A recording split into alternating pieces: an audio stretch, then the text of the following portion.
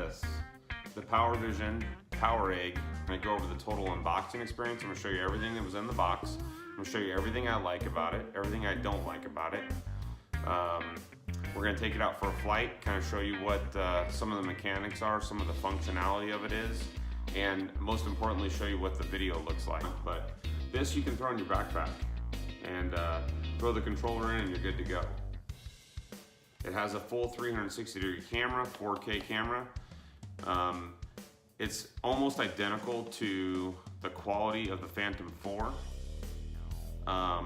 And in my opinion, much better than the Mavic camera. If you're looking for a nice camera, this thing's got a great camera on it. I'll show you some examples of some footage we took. And I think some of the advantages of it are, obviously, is the shell, but also the automated legs are very impressive and very useful. The fact that the arms and the props fold inside are very useful. The app for the phone is horrible. It's really not good.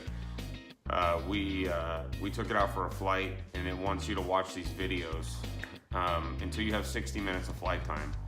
Well, you know, you get 21 minutes maybe out of a battery, but generally speaking, you get maybe 15. And so every time you start the app, connect all the stuff, you have to watch a video, and then watch another video, and then watch another video. And there's really no way around it that I could find. So once the app opens, I have the iPhone 10. It's not optimized for the iPhone 10, so it looks chopped. My other little, not an issue, but kind of a annoyance was, you know, DJI, you take photos with your drone, and you can pull your camera or your photos on your phone off and use them, and they're decent quality. They're not SD card quality.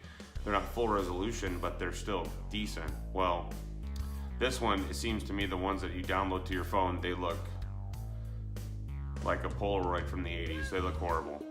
Now, you take the SD card out, it's tits, it's perfect. I mean, it looked really great. In fact, it looked better than any photos and video I could find on my Phantom 4 or my Mavic. So, to me, it's kind of like if you took a Phantom 4 camera and mounted it to an Inspire 1, because no collision avoidance, but it's kind of like an Inspire 1 with a Mavic, or with a Phantom 4 camera on it. So if that helps you. The other little annoyance, not a big deal, the controller is, and I'll show it to you here in a second, Wi-Fi amplifier, you gotta hook your phone to it via the Wi-Fi, which I hate. It's just another step I don't like. And then you take a headphone jack from it to the controller. It's got a lot of components. It's top heavy. It's a little clunky, and it wants to tip over all the time. It comes with this docking station that lights up. I'll show you a picture of that. Charge it. It's just for looks and a place to put it, I suppose. One of my favorite things on this is the charging brick they give you. Not only does it charge the battery, but it charges the controller, it charges the Wi-Fi booster, it charges pretty much everything. And it comes with all various cords for different setups. And then it's also got this, they call it the Maestro, and it's a little handheld controller. I'll show you that too. And it's like if you had a leash on the drone. You pull it back, it comes back, or like a fishing pole on the drone, and pull it left and right, up and down, and that worked very well, and I really enjoyed that. So I'm not going to take you through all the flight functions. I think it's pretty self-explanatory. I did orbit and I did waypoints. It worked pretty good. Very rudimentary. You can't tilt the camera at any certain thing. Like on DJI, you can pick who you want it to follow. This, you can't do that. You have to set the orbit, you have to set the follow me, and then you have to have somebody pointing the camera for you. So, and then I guess I got one other little annoyance, but the orientation is weird because it's the shape of a ball, and when it gets in the air, right, you can't really see it, which way you're going. And since the camera rotates 360 degrees, there's no way to visually see which way you're pointed. And it's really easy to punch it forward and go backwards, really easy. Or punch it forward and go left. So you really got to take some time and understand where you're at. It's got 3 modes. It's got ADDI mode, it's got GPS mode, and it's got what they call easy mode. And I found for me, easy mode was really the best. Usually I don't like flying in beginner modes, but this one you hit up and it goes away from you. You pull back, it comes towards you. And it doesn't matter what orientation the camera is or the drone is, it automatically just comes back towards you, which is a really nice feature. I assume that they made it because the drone itself is kind of wonky or hard to read in the sky, I'll say. So anyways, thanks for watching, subscribe, and if you have any questions, hit me up and I'll get back to you as soon as I can. All right, see ya. So this is everything you get in the box right here. See the drone, that's the little bag that carries the controller, batteries, the Maestro, the controller, all the cords and everything you would need to fly. Basically you just pop this top open and that's where the battery goes. It goes in both ways, so it was a little confusing at first, but you can go in either way, I believe.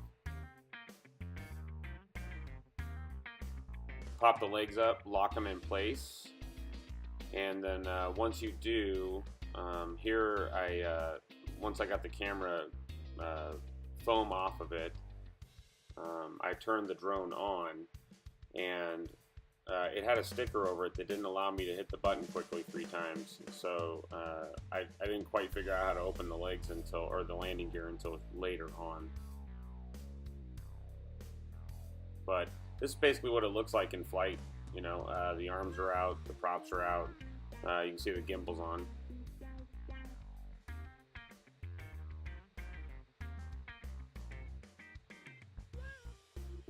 This drone's got really big motors. I mean, a lot bigger than what I'm used to on a Phantom or a Mavic for sure.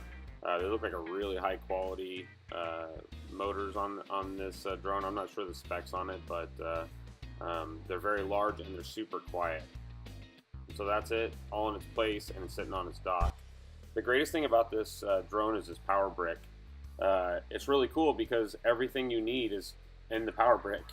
Everything, that's the Wi-Fi extender, and it plugs into the red cord, come to find out, and the one with the red tip, and everything else plugs right into that power brick. You don't need any other cords or wall sockets or anything really.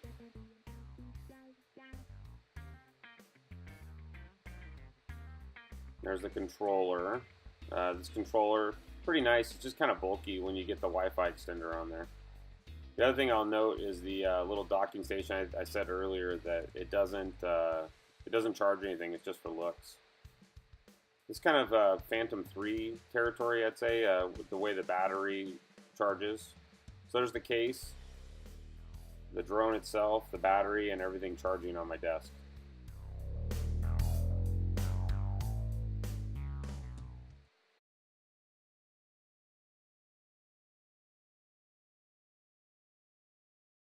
Yeah. Try that again. This is a really cool little feature. It's fun. Kids love it. Everybody that sees this drone loves it because it's so unique.